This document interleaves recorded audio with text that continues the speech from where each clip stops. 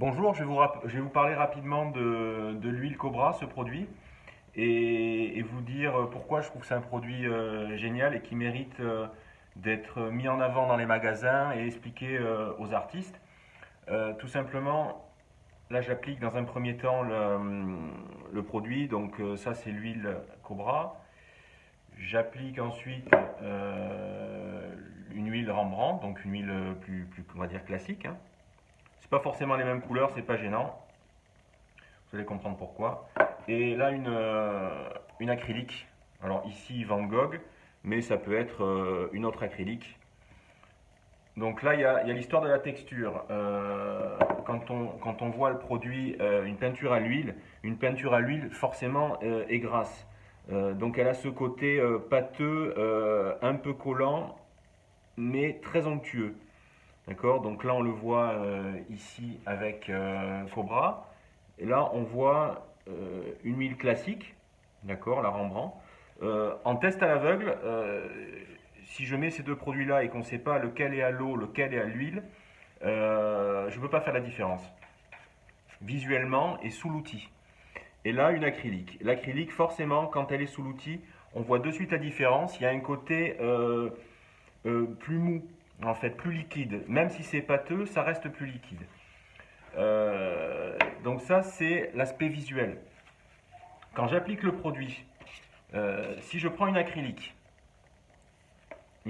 quelle qu'elle soit, y compris une acrylique, certaines marques parlent de high viscosity, très pâteuse. Une acrylique, même très pâteuse, si je la cisaille avec une spatule, donc ce que je fais là, cisailler, ça va consister à la malaxer comme ça. D'accord. Souvent l'artiste fait ça sur sa palette pour mélanger les couleurs ou pour l'appliquer simplement. Donc si je fais ça avec une acrylique, quelle que soit l'acrylique, hein, il n'y a pas de différence entre les marques, vous allez voir que quand je la cisaille, elle perd en viscosité. Là vous le voyez, la viscosité est tombée. D'accord. Et ça, quelles que soient les marques, c'est comme ça avec une acrylique. Le cisaillement casse la viscosité du produit. Ce qui fait que les gens qui veulent travailler à la spatule, les gens qui veulent donc la spatule ou le couteau à peindre, les gens qui veulent des belles arêtes, mais forcément, ils n'auront jamais d'aussi belles arêtes qu'avec une peinture à l'huile. Donc ça, c'est important de le savoir. Et pour info, les peintures très visqueuses, très pâteuses, elles peuvent être très pâteuses et souvent elles perdent en souplesse. Donc il y a un côté très sec, beaucoup plus sec à la peinture. Donc ça, c'est la... Je vais vous faire l'exercice si vous voulez hein, pour vous montrer le cisaillement d'une huile. Donc là, en l'occurrence, l'huile Cobra, donc l'huile à l'eau. Vous allez voir que quand je cisaille, j'ai beau cisailler, je garde ce côté pâteux et les fameuses petites arêtes très, très intéressantes, enfin ce que recherche le peintre en fait, hein, quand il travaille à la spatule.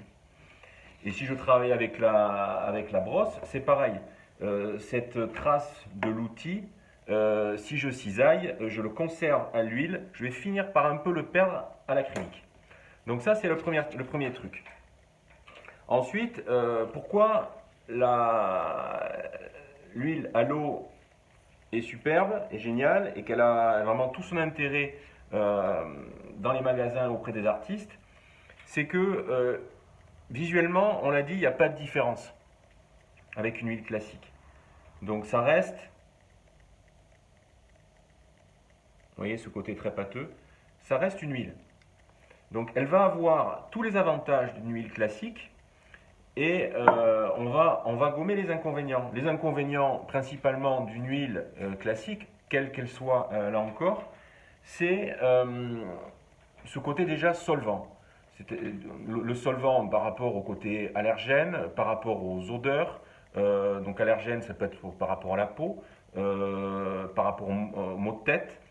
Ça, c'est le premier truc qui, moi personnellement, me gêne dans ce produit-là et peut déranger pas mal d'autres artistes.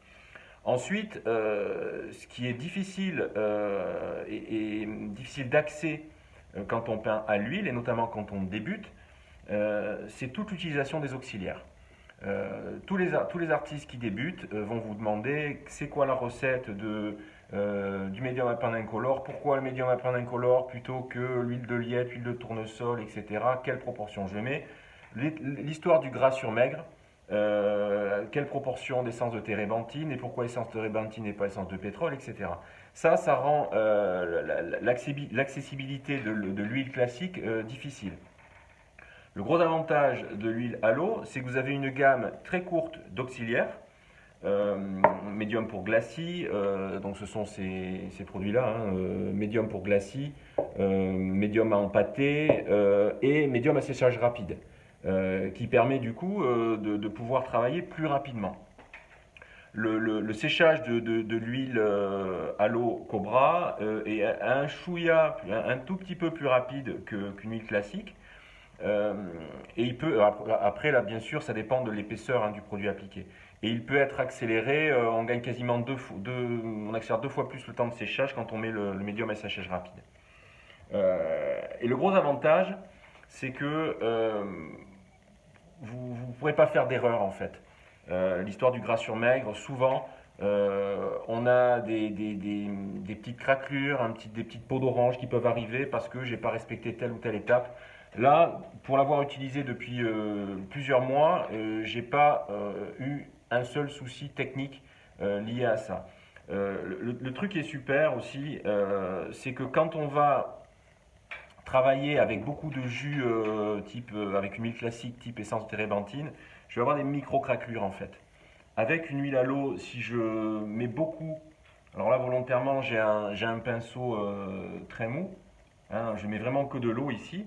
Vous voyez ce travail-là, donc avec beaucoup d'eau, ça, je ne peux pas l'obtenir avec une huile classique de la térébenthine. Si je fais ça, j'obtiens un jus et je vais avoir des micro-craquelures en fait qui apparaissent. Donc ça c'est génial. Le gros avantage en fait de ce produit-là aussi, c'est que finalement il est bon à tout faire. C'est pour moi le produit idéal pour les cours de peinture. Pourquoi? Parce que ça rentre dans les techniques à l'eau. Donc technique à l'eau, si vous regardez ça c'est une aquarelle, tout simplement, avec un petit godet d'aquarelle. Vous voyez? Là je montre ça à des peintres, personne ne peut me dire c'est de l'aquarelle ou c'est de l'huile. Et il y a aussi ici quelque chose de très intéressant et on voit la finesse du pigment, on voit les petits grains. Donc ça c'est super, c'est que on parle de technique à l'eau, donc je connais l'aquarelle, je connais la gouache, je connais l'acrylique, et je peux rentrer dans cette huile à l'eau grâce à ces techniques à l'eau. Donc ça offre une autre possibilité aux peintres de pouvoir finalement, grâce à cette peinture à l'eau, découvrir encore une autre possibilité avec un produit beaucoup plus texturé, beaucoup plus épais, très onctueux. Et cette accessibilité-là, elle est géniale parce que je reste dans de la technique à l'eau. Je n'ai pas besoin de me dire, ok, non, c'est de l'huile, il faut que j'utilise des produits à l'huile, des solvants, etc. Donc ça, c'est vraiment génial. Regardez l'épaisseur du produit, c'est onctueux. Et ça, je ne peux pas l'imiter avec une autre peinture. Je sais que les peintures acryliques essaient de reproduire ça. Aujourd'hui, ce n'est pas possible. Et ce produit-là permet de répondre à ça. C'est-à-dire que les gens qui veulent goûter à l'huile peuvent y goûter avec beaucoup de facilité d'utilisation. C'est onctueux, donc je peux travailler comme ça, faire des belles arêtes. Si je veux avoir une brosse avec un soie de porc qui me laisse la trace de l'outil un peu à la Van Gogh, je le fais comme ça, sans forcément ajout de médium. Et si je veux le diluer, je peux le diluer.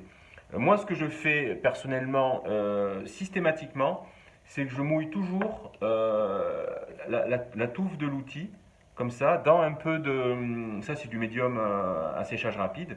Je mouille toujours ma touffe, d'accord, même si j'en utilise très peu parce que je veux empâter, etc. Mais ça me permet comme ça de lier la peinture beaucoup plus facilement. Donc c'est une astuce, mais toujours utiliser un peu de médium. Et puis dans les magasins, ça permet aussi de toujours vendre un peu de médium. Là, j'ai pris une martre, donc là, je suis vraiment dans quelque chose de très onctueux. Quand on vend une peinture, il faut toujours vendre avec le bon outil, le bon support. Si je veux empâter, je prends empâter avec un pinceau. Je prends une soie de porc pour avoir vraiment un outil avec un poil dur qui me permet vraiment de travailler, de sculpter un peu la pâte. Ou alors j'empâte avec une spatule. Si je veux quelque chose de très fin, je vais prendre un poil très mou. Donc l'idéal c'est la martre, mais après il y a des pinceaux synthétiques hein, qui sont très bien aussi. Euh, donc ça,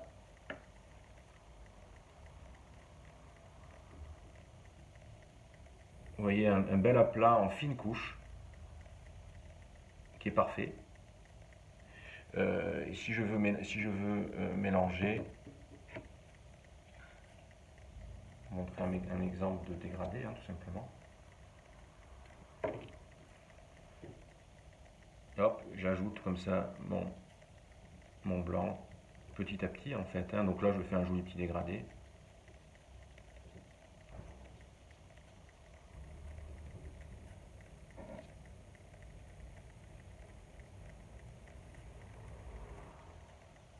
Je peux rajouter un peu de médium si je veux, pour le fluidifier un peu.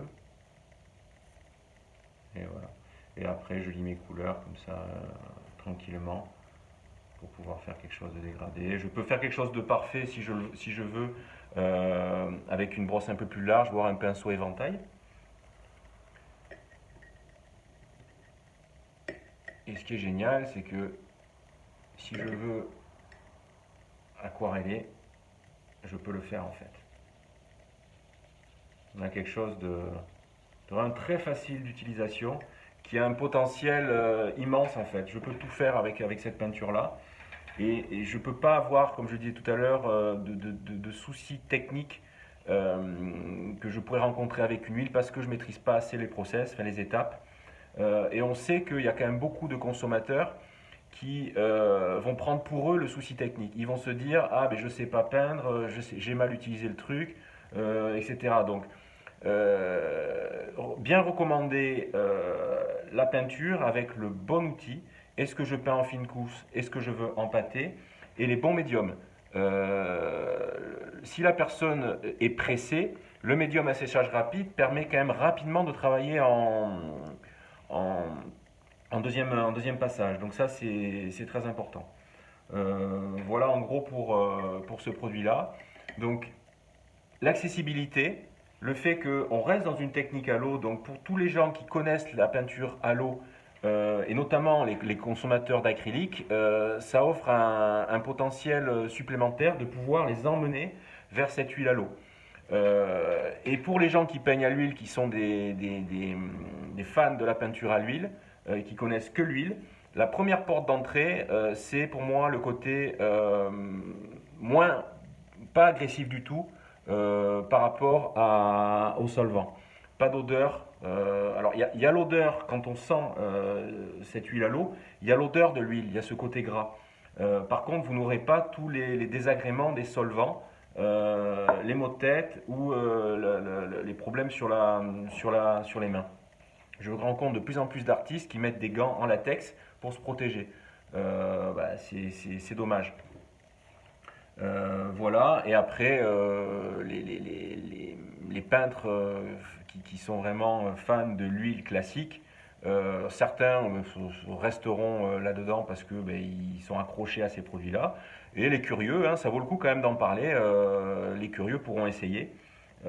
Personnellement, moi depuis que je connais ce produit-là, toutes mes peintures à l'huile, je les fais avec ça, avec ce produit, parce que je trouve qu'il y a tellement d'avantages que voilà, donc moi j'ai été un peu piqué et j'en ressors plus. Euh, voilà, en gros ce que je voulais vous dire. Tout ce que je raconte là, c'est sur la petite PLV qui est dans le magasin, que vous avez dans les magasins. La colonne qui est dans les magasins, on a fait en sorte de regrouper une offre complète, à la fois avec la Studi, qui est donc la Cobra entrée de gamme, qui est excellente. Hein, pour le coup, on fait souvent facilement la différence en général entre un produit entrée de gamme et un produit haut de gamme. Là, vous retrouvez vraiment la texture parfaite. Hein, on est vraiment dans ce produit très gras. La pigmentation est excellente.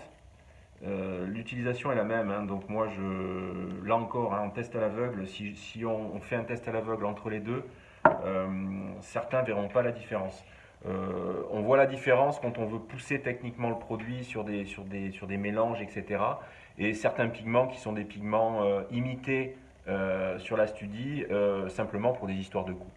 Mais le produit Studi est excellent. Donc en magasin, il y a le Studi, il y a quand même une colonne de Cobra pour découvrir la Cobra, au-delà des kits qui existent. Et ce qui est très important, c'est que les auxiliaires sont dans le meuble.